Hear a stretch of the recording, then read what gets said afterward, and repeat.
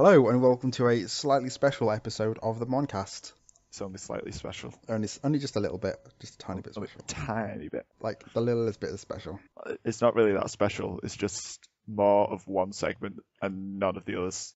It is pretty much just administration. So basically, for the last 3 weeks, Stevie and I have both been away doing things. Stevie has been off to the summer memory in America, and I've been traveling the country collecting gym badges to become the very best like no one ever was. Well, there's an awful lot of gyms to go through. There are a lot now.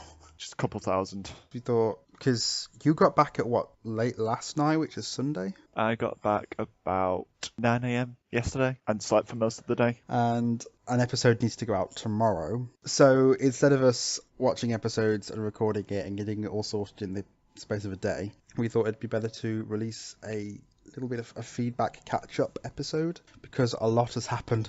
Stevie, so much has happened in 3 weeks.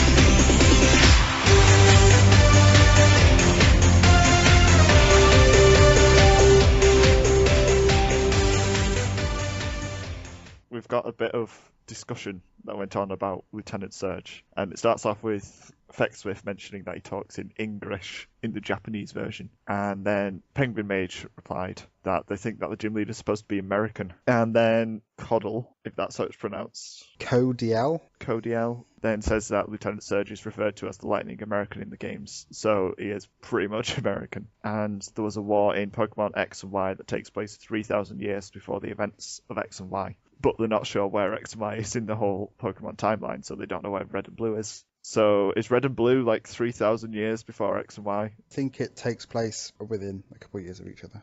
Because they also say that they believe that some officials said that X and Y takes place at the same time as Black 2, White 2. And then Black 2, White 2 is, I think it's 3 years after Black and White. But also in Black 2, White 2, you can have Pokemon trainers fight in their version of like the Battle Frontier or whatever it is.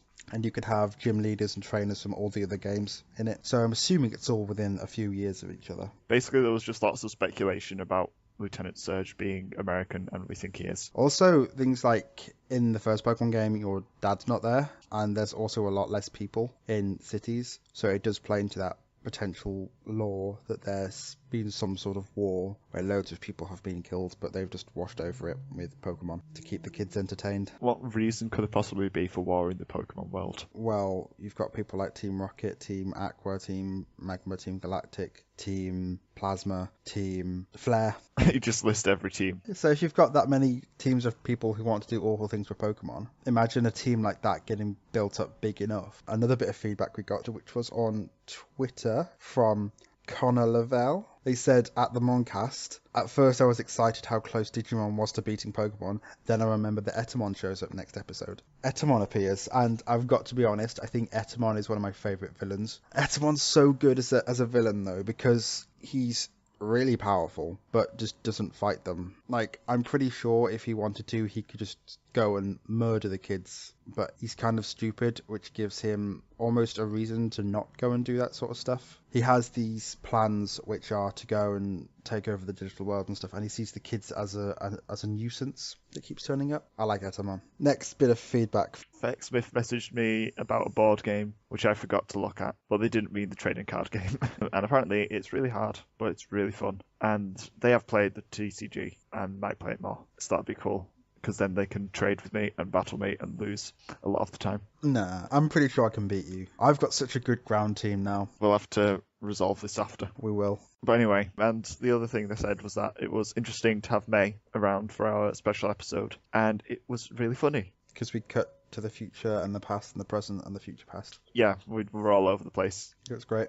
It was good. We enjoyed making that episode. The next post on With the Will is from WildWing64. They say that they're a first-time listener. They started out with episode 1 and they liked what they're hearing. Naturally, they're a bit late with this feedback, but they wanted to address some of the comments we made. First episode comparison between these two is definitely interesting, as the way the worlds are introduced is very different. Although they were a bigger fan of Digimon, they completely agree that Pokemon had a stronger introduction in terms of easing the viewer into the world of Pokemon, but they wouldn't agree that episode 1 was bad by any means. I wouldn't say it's bad, it's not like it's boring, but there's a lot of filler. It's boring the third time round you watch it. Okay, yeah, we are kind of biased that we did watch it a large amount of times.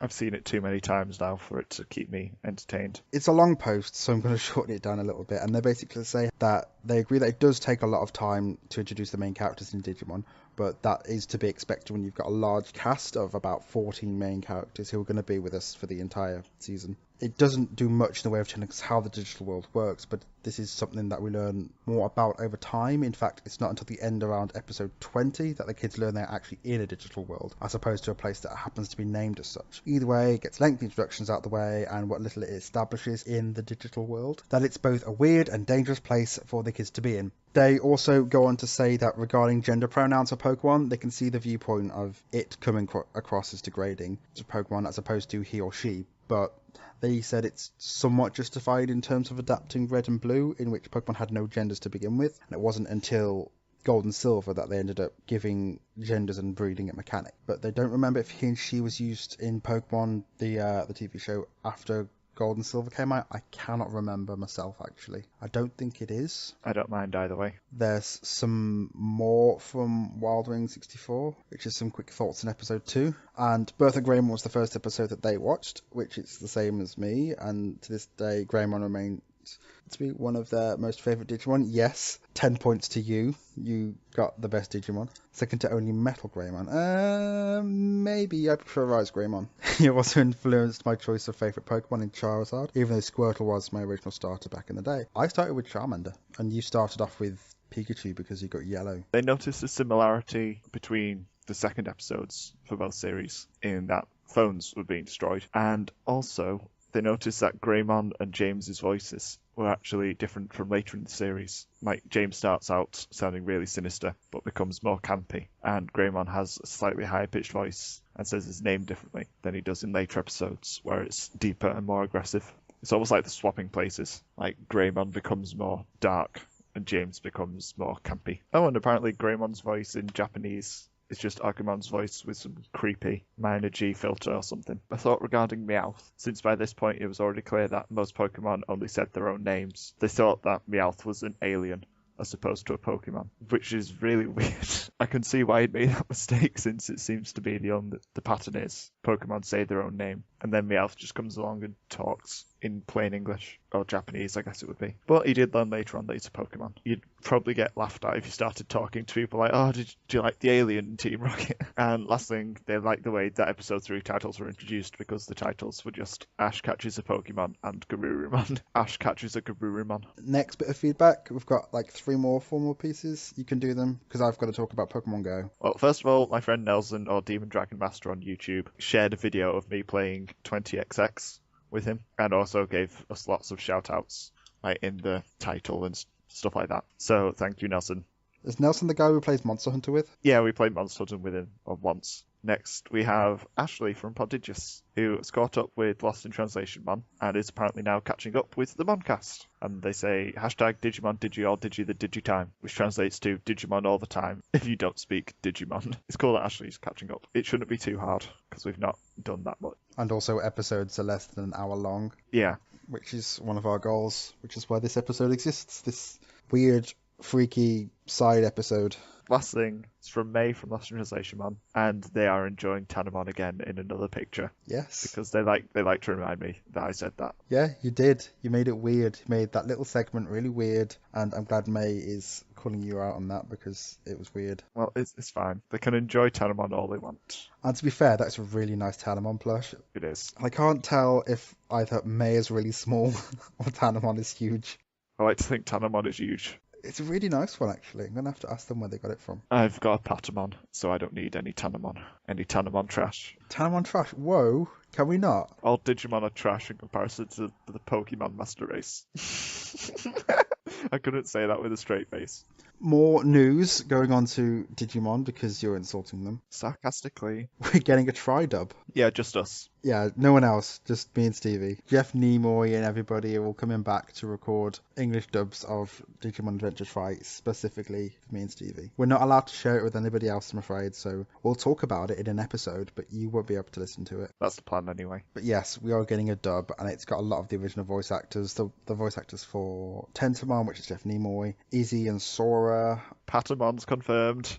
Who cares about Patamon? I care about Patamon. Patamon is garbage. Why is everyone dissing Patamon to me? No, I like Patamon. Patamon's like a little draft excluder with legs and wings. It's adorable. I got a Patamon figurine and it has TK under it, which I'm sort of about. But Patamon. So yeah, we are getting the tri-dub, and it's coming to cinemas apparently. In the US. Oh. So we don't get it in cinemas. We might not even get it on Crunchyroll. We might not even get it at all. Exactly. We still haven't officially got Try Out in the UK or anything. Nope. We have to watch it illegally.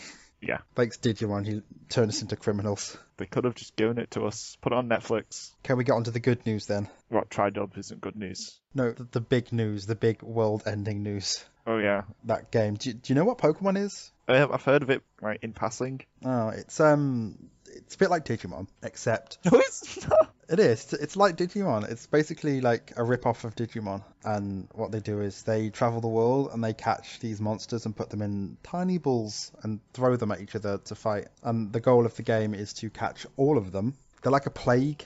And what these kids are doing, they send kids out because they're expendable. It's a lot like the plot of the Expendables, actually. And what they do is they send these kids out when they turn 10, because that's the age where they're just starting to become independent. So, you know, they're not going to need their parents to care for them. So the parents throw them into the world and say, right, go and catch all of these things plaguing our world. And they have to go and catch them. So that's getting a game on the old iPhones. So yes, Pokemon Go has come out in Australia and some of the Americas and New Zealand and some other places, I think. And it broke the world a little bit. Yep. That can't be your response, just... Yeah. I've played it. Yes, you did, because you were in America when it came out, so you could get it. Well, I could get it here anyway. You shouldn't do that because it's dangerous. You can get viruses and things. We do not condone it. Hypothetically, if you were to get it, maybe it is an amazing game, and it's a lot like Ingress from Niantic Labs, which made Pokemon Go. It's super fun. The first day it came out, the servers all crashed because the amount of people who were getting it and playing it. And then it's been patchy. Even now, the servers are hypothetically down if you were playing the game. And this torrent of really weird stories has arisen. A little shout out to Ashley from Podigus, who has kept the Slack of Pokemon Go on our full of news, which I'm about to read out because they're amazing. So the first bit of news we've got is that a teen playing Pokemon Go has discovered a body in a place called Wind River in America, is it? A young woman was out playing Pokemon Go and found a body in a river. That's the first bit of weirdness that happened. And then the next bit of news is there's a person who lives in a church, and unfortunately the church in Pokemon Go is viewed as a historical building, so it's turned into a gym. So his life has become a living hell of people basically flocking outside of his house at all hours of the day to train in the gym and fight at the gym and stuff. And then there's some people in Missouri are using lures. Okay, well, basically, people put lures on a Pokestop to actually lure people there so that they could then rob them of their phones. Like at gunpoint, I believe it was. So that's a bit scary. There's now been so many advertising campaigns. Some well-known company who's got a campaign about don't play Pokemon Go and drive at the same time. Really? Already? Mm-hmm. It's really risky and really dangerous. Obviously, the places that are picked for Pokestops and stuff are, I'm pretty sure they're randomly generated. Because there's one, this isn't news, but it was on Tumblr. That time when Pokemon Go led me to a murder house, which is the Susan Russell house, circa 1830, the scene of 3 brutal murders within its first 70 years. One of Massachusetts' most haunted houses. As a Pokespot, someone on Tumblr said that there's a Pokespot they go to, and it's literally just a live alligator. Wow. The Rice Park Gator. My nearest Pokestop's just like my primary school church. I wouldn't know because I haven't got Pokemon Go because I can't get it in the UK yet because I'm a sensible human being. But I'm assuming that the nearest one to me is the train station, which is a 2-minute walk away from me, and it's a Pokemon gym, actually. The bridge is a Pokestop and the pub near it is a Pokestop. But then the train station and the old steam train station, which is right next door, are both gyms, hypothetically. There's a guy called Kovakashi who owns both of those gyms, and it's so weird because that's the name that I use online a fair amount. You own the gyms already. Hypothetically, if that was me, then yeah, and hypothetically that'd be pretty sweet that there's two gyms. Like, Are you actually bragging about these gyms? I think it's pretty cool. There's like two gyms right next to each other, 2 minutes away from me. You are part of this problem. I am part of the problem. It's really cool though, just like in America when I was playing it. Just like we walked out one night, just you stumble across other people at the same place, just like, are you playing Pokemon Go too? Just like, yeah, it's great, isn't it? I went to pick my parent at the station the other day, and I was sat there waiting, and there were two people talking about how they couldn't defeat the Pidgeot at the Pokemon gym. And I was like, that'd be pretty cool hypothetically if that was me, and that was my Pidgeot that was in the gym, hypothetically. You so should have gone over to them and just be like, that's my Pidgeot. I didn't want to because I'm awkward. Instead, I just lurked behind them and watched their screens like a creepy weirdo. I'm a bit awkward, but I will talk to strangers sometimes if I'm feeling up to it. I'm really socially awkward. I pretty much have headphones on 90% of the time. Sometimes they're not even on, just because then people don't talk to me. I always have something going on at least. Anyway, is there any other news? No, it's pretty much Pokemon Go has happened, and it's killed servers for days, and you can't stop it. It will dominate us all. It will. It's really good. It's hypothetically, it's really fun hypothetically. People should definitely get it when it comes out in your country. It is a bit of a battery drainer, and it needs like mobile data and GPS to work. Mobile data, it uses very little, hypothetically. It'll be so much better once I've moved back to Manchester, because I've got like student Wi-Fi all over the place. But yes, if you do have Pokemon Go, if you are getting Pokemon Go, I mean, I shouldn't have to say it because I'm not your parent or guardian. Just be safe. Don't go down the dark alley because there's a pincer down there or something. Just, if you're going to go and play Pokemon Go, play in like a group or with someone else and in the daytime, hopefully. And just don't put yourself in dangerous situations. They are just Pokemon. Also, if you do drive, don't play Pokemon Go and drive. The amount of times I see people on their phones on the way to work driving, and just it really bothers me. Yeah, so just be safe, have fun, enjoy Pokemon Go, and we may never see you again because I'm pretty sure this is the start of the apocalypse. I'm sure this is how the world ends. This is how the world ends, not with a bang, but with Pokemon Go. Just don't go taking any of our gyms, and you'll be just fine. No, go ahead and try and take my gyms. If anybody lives in the West Midlands in England, then go to the Severn Valley Railway. I'm not going to say the town. And then go and take the gyms there. Go ahead, because I hypothetically own them. Beat this impersonator. Whoever this person is, who's pretty cool. So yes, thank you for the feedback, everybody. This is a weird episode. It's a special episode, but it's sort of a semi-episode. It's so we didn't have to do a lot of work today just to get an episode out on time. It's a shambles of an episode. It's fine. It's fine, Stevie. I think we need to discuss our feedback, like what feedback we cover and what feedback we don't. Because if we start getting too much, we don't want to have like half-hour stuff. Well, it should stay under about 10-15 minutes. It should be okay. It's just because we've had so much for the last, unlike the last episode was 45 minutes long, and I didn't want to go and do 10-15 minutes worth of feedback because it would have got it to over an hour, and it's a lot of work, and it wouldn't have been as funny as this. You do realise we've just spent like an hour and a half on just feedback and news? Yes, we have, but it's still kind of fun. It'll just stay under 10 minutes every week. It will. Apart from the weeks where it's an hour and 25 minutes long. Yes, it will. Although you can cut this down. There's lots of digressions and ums and ahs. So, where can people find us? On the internet or walking around on our phones playing Pokemon Go. Yes. Yes, they will. Wait, should we see if I can list everything? You can find us on SoundCloud, iTunes, Stitcher, Facebook, Twitter, Tumblr, Wizard forums, and I'm posting on Reddit once every week now as well. And that's everywhere you can find us for the Moncast 8 things. Regular episodes will start again this Saturday. Well, we'll be watching episode 17, Island of the Giant Pokemon and the Crest of Sincerity. Thanks for listening to this weird thing. Hopefully it never happens again. Yeah. We'll manage our feedback better in future. But you know, it's fun. It's a little impromptu. What's it called? Informal episode. So yeah. Very informal. It's just a mess. Yes, it is. Bye. Bye. Butterfree. Butterfree. If we take our time and we stick together, everything we do will go our way. And if we try now and forever,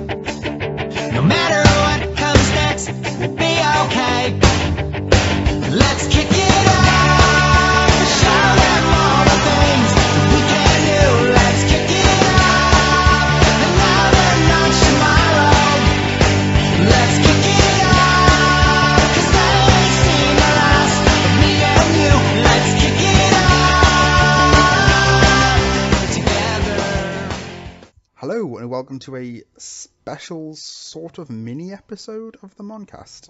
That was awful. I'm going to do that again. That's perfect. Was it perfect? My voice went from fine to all the way up there.